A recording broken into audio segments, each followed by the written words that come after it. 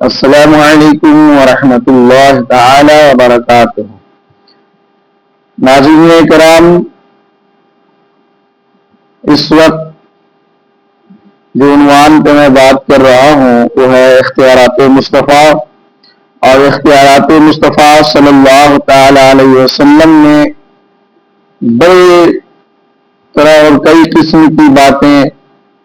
آتی ہیں، وہ حضور کے معجزات کے حوالے سے ہو، حضور صلی اللہ علیہ وسلم کے علم غیب کے حوالے سے ہو، حضور صلی اللہ علیہ وسلم کے مومنین کے لیے بشارت اور مشرکین اور کفار کے لیے وعید کے حوالے سے ہو، اور اختیارات مصطفیٰ میں آقا کریم صلی اللہ علیہ وسلم کی وہ دعا جو اللہ تبارک و تعالیٰ کے بارگاہ میں حضور نے دعائیں مانگی اور اب تبارک و تعالیٰ نے اسے کچھ فوری طور سے اور کچھ مدت کے بعد جو ہے اس کو قبول فرمایا، اور اللہ نے یہ بتایا کہ یہ ہمارے محبوب ہیں۔ اللہ نے اپنے پیغمبر سے محبت کو ظاہر کیا۔ اس حوالے سے بھی چند باتیں ہم نے کی ہے اور کرنے کی کوشش کروں گا۔ آقا کریم صلی اللہ تعالی علیہ وسلم نے جس وقت جس کام کے لیے اور جس امر کے لیے اللہ کے بارگاہ میں ہاتھ کو دراز کیا ہے، اللہ رب العزت نے اپنے شان کریمی رحیمی سے اپنے محبوب کو مایوس نہیں کیا، بلکہ بھر بھر کر کے عنایت فرمایا۔ وہ چاہے حضور نے کسی کے امیر ہونے کی دعا فرمائی ہو، یا حضور نے کسی پہ عذاب مسلط ہونے کی دعا فرمائی ہو، یا حضور صلی اللہ علیہ وسلم نے اپنے غلام کے کسی اور اجزاء یا اور کسی عضو کے لیے دعا فرمائی ہو۔ اس حوالے سے میں بات کروں کہ آقا کریم صلی اللہ علیہ وسلم کو جب کفار کے جانب سے تکلیفیں دی جاتی اور ان پہ تشدد کیا جاتا، وہ چاہے ظلم و جبر کے ذریعے ہو، چاہے وہ کسی قیل و قال کے ذریعے ہو، تو آقا کریم صلی اللہ تعالی وسلم کچھ پہ بے شمار صبر کرتے، بے حد صبر کرتے، اور جب زیادہ رنجیدہ ہوتے تو اللہ کے بارگاہ میں اس کے لیے بددعا کرتے یا ہدایت کی دعا فرماتے، اللہ تبارک و تعالیٰ اسے قبول فرماتا اور محبوب صلی اللہ علیہ وسلم کے شان کو ظاہر فرماتا۔ انہی میں سے ابو لہب کا ایک بیٹا جو ایک مرتبہ آقا کریم صلی اللہ علیہ وسلم کو جو ہے برا بھلا کہا، تو آقا کریم صلی اللہ علیہ وسلم کو کافی جو رنج ہوا اور حضور غمگین ہوئے، رب کے بارگاہ میں دست دراز کیا اور فرمایا، یا الہی جو فلاں شخص پر اپنے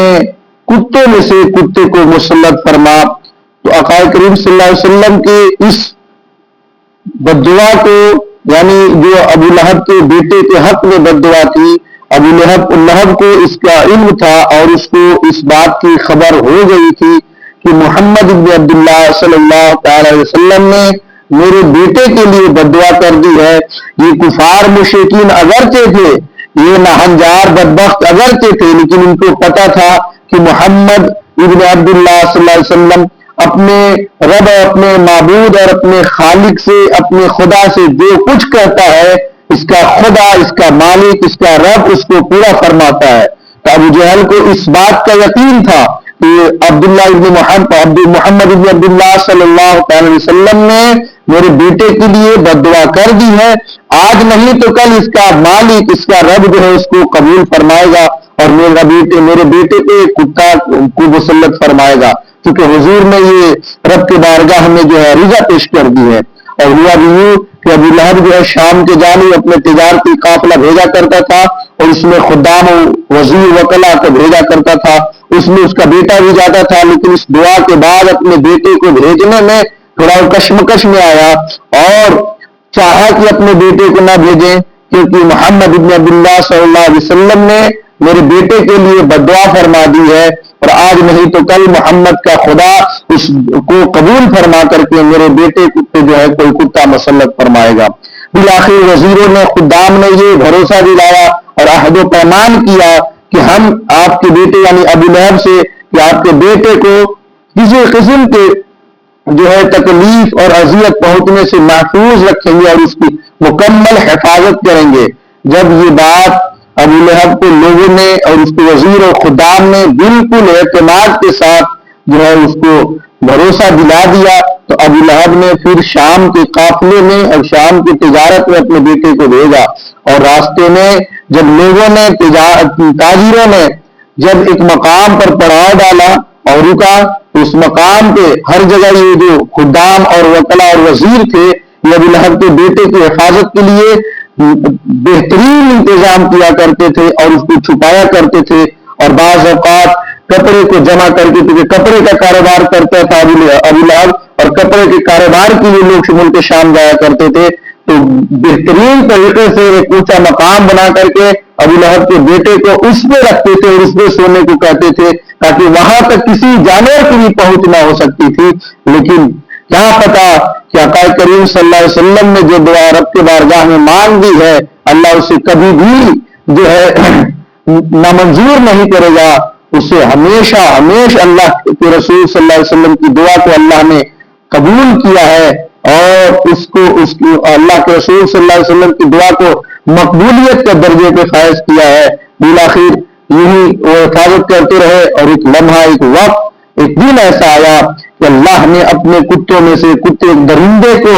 اس ناہنجار بدبخت ابو لہب کے بیٹے پہ مسلط کیا، اور ایسا درندہ آیا کہ جو ہے اس ابو لہب کے بیٹے کے جو ہے سر کو اور پورے چہرے کو جو ہے مسل کر کے اور دبوچ کر کے جو ہے